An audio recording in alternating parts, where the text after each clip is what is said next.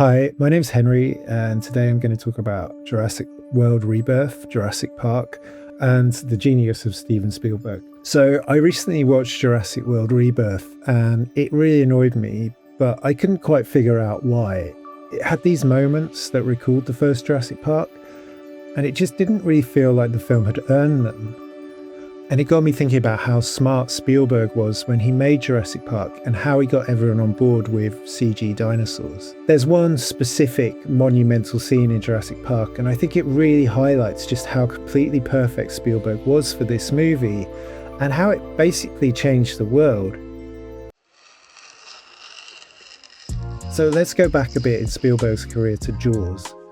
Famously, Spielberg had to battle with a faulty mechanical shark to get Jaws made, and the word in Hollywood was that the film would be a massive flop. Spielberg's genius move in making Jaws was to get the characters to do the legwork with these very naturalistic scenes. Wanna get drunk and fool around? Oh yeah. So that way, when the audience finally sees the monster, they believe in the characters and the world, and they're not distracted by the unconvincing rubber shark. Jaws became a huge hit, the first summer blockbuster, and for better or worse, Spielberg became known as a director who could handle big-budget VFX sequences. And throughout his career, you can actually see him becoming more comfortable and confident with visual effects. Look at how, in Raiders of the Lost Ark, Indiana and Marion look away from the spectres emerging from the Ark. Don't look right! Keep your eyes shut!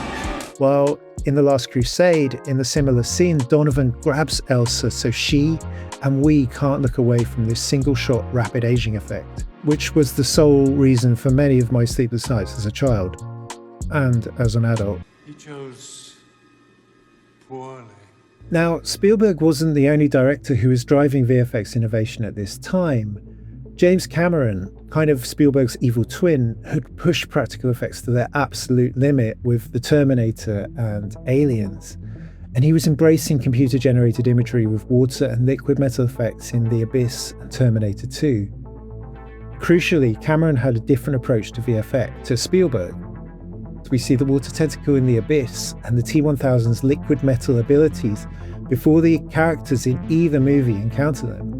And this is a classic monster movie way of building tension because, as the audience, we're wondering how their powers are going to challenge the characters. But this also strips the movie of a little of that Spielbergian cinematic magic. Famously, James Cameron missed out on the rights to Jurassic Park by a matter of hours, and he promised a very different film, something much darker and more violent than Spielberg's vision.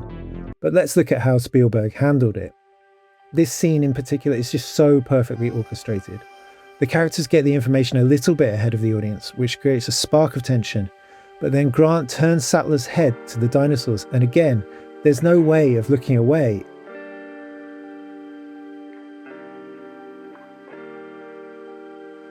And you just get this really pure, full-frame shot of the dinosaur, and it's so powerful. There's no conflict, there's no excuses, there's this kind of honesty, and it felt like this moment was going to change cinema forever.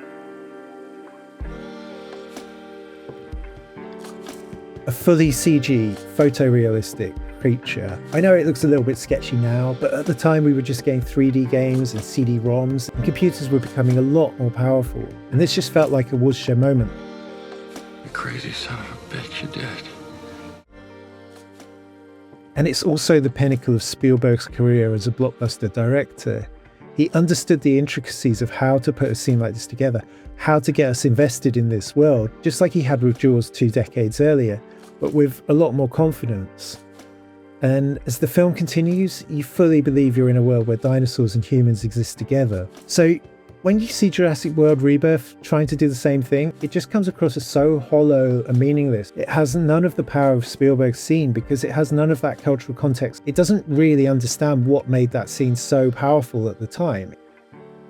It was a lightning in the bottle moment, something that only happened once, and something that should have only happened once, but obviously Jurassic Park made a lot of money for Universal, so they kept cranking out the franchise up until Jurassic World Retread. That is one big pile of shit. What do you think should happen to the Jurassic Park franchise? Let me know in the comments, and remember to like and subscribe. Thanks for watching.